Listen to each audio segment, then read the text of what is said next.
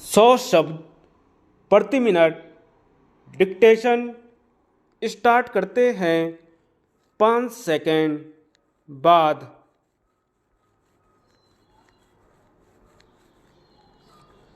महोदय, उपभोक्तावाद की तृष्णा पर्यावरण के लिए निरंतर खतरा बढ़ाती जा रही है। वर्तमान की चिंता में भविष्य को बर्बाद किया जा रहा है।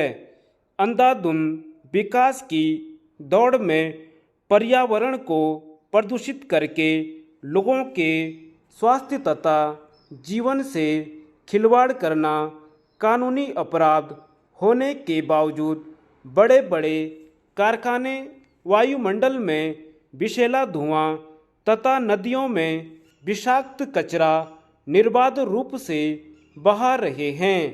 सड़कों पर दौड़ते असंख्य वाहन वातावरण को दम घोंटू बनाने में कोई भी कमी नहीं रख रहे हैं। मासूम लोगों को अनचाहा हानिकारक धूम्रपान करने के लिए विवश होना पड़ रहा है। अकेले दिल्ली की सड़कों पर 29 लाख से अधिक वाहन रोज दौड़ते हैं, जिनसे 1560 टन से अधिक धुआं रोज दिल्ली के पर्यावरण में समा जाता है। इस धुएं के कारण वातावरण में सांस लेना कठिन हो जाता है। आँखों में जलन, सूजन तथा पीड़ा होने लगती है। वाहनों का शोर स्थायी सिरदर्द का कारण बन जाता है। संयुक्त राष्ट्र संघ के उपभोक्ता के रूप में मनुष्य को स्वस्थ पर्यावरण का अधिकार दिया है। भारत में सरकार ने पर्यावरण प्रदूषण रोकने के लिए जल प्रदूषण निवारण एवं नियंत्रण अधिनियम 1974, वायु प्रदूषण निवारण एवं नियंत्रण अधिनियम 1971 तथा पर्यावरण अधिनियम 1973 बनाए हैं। इनके क्रियान्वयन के लिए केंद्र तथा राज्य सरकारों के माध्यम से प्रदूषण नियंत्रण बोर्डों की स्थापना की गई है। चारों ओर पर्यावरण प्रदूषण के खतरों का शोर मचा हुआ है, फिर भी प्रदूषण का स्तर लगातार बढ़ता जा रहा है। उपभोक्ता अधिकार प्राप्त होने के बाद भी लोग अनजाने ही प्रदूषण के शिकार हो रहे हैं। मिलावट, कम मापतोल से संबंधित मामलों में उपभोक्ता ही क्षति उठाता है, जबकि पर्यावरण प्रदूषण से सभी उपभोक्ता प्रभावित होते हैं। किसी भी प्रकृति प्रदत्त साधन का अवांछित, अनियमित तथा संतुलित उपभोग मनुष्य के लिए तात्कालिक लाभकारी हो सकता है, किंतु इसका पर्यावरण पर दूरगामी प्रभाव पड़ता है।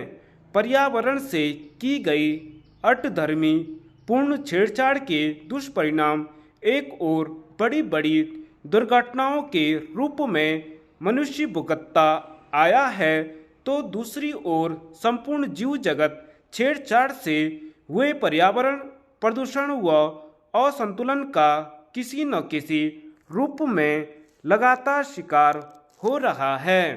मिट्टी, जल, वायु, पेड़ पौधे तथा जीव जंतु आदि सब पर्यावरण के मूलभूत घटक हैं। इन सभी के पारस्परिक तालमेल से ही पर्यावरण स्वस्थ व संतुलित रहता है, किंतु मनुष्य अपने अहम और स्वार्थ के वशीभूत और नियोजित एवं असंतुलित विकास की दौड़ में अंधा होकर बेरहमी से वनों को उजाड़ रहा है, नदियों को प्रदूषित कर रहा है तथा प्राणवायु को विषैला बना रहा है। प्रकृति पर लगातार होने वाले ये हमले पर्यावरण को तिल तिल करके नष्ट कर रहे हैं। सच में देखा जाए तो मनुष्य अपने इन महत्वाकांक्षी कदमों से स्वयं ही विनाश की ओर बढ़ रहा है। पर्यावरण असंतुलन से सारी धरती त्रस्त हो रही है। वायुमंडल दूषित हो गया है। महोदय, ओजोन की रक्षा पट्टी कमजोर होने से तापमान बढ़ता जा रहा है। मौसम का क्रम बिगड़ रहा है। पानी के परंपरागत स्रोत नष्ट हो रहे हैं। भूमि की उर्वरा शक्ति तेजी से क्षीण हो रही है। भूक्षरण, मिट्टी कटाव, बाढ़, अकाल आदि की विभीषिका तेजी से बढ़ रही है। बंजर क्षेत्र व रेगिस्तानों का विस्तार हो रहा है। जीवदारी रोगों से ग्रसित होते जा रहे हैं, जिससे भविष्य की सुरक्षा तथा सुख शांति पर प्रश्न चिन्ह लगने लगा है। पर्यावरण प्रदूषण मनुष्य द्वारा जाने अनजाने स्वयं उत्पन्न की गई समस्या है।